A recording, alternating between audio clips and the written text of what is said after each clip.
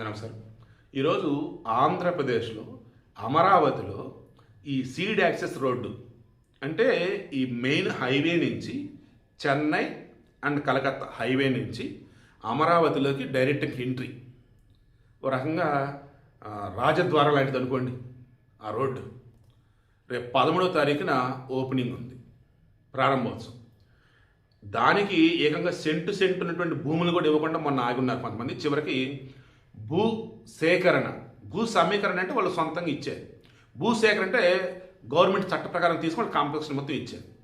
అది ఇచ్చే రోడ్డు ఆగమేఘం మీద కంప్లీట్ చేశారు. ఆ రోడ్డు ఎలా ఉందో చూడండి.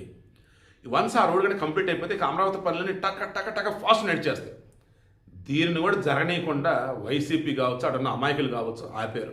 మొత్తం కంప్లీట్ అయింది. ఇప్పుడు అమరావతికి క్లియర్ పిక్చర్ అనేది మనమంతా కూడా త్వరలో చూస్తాం.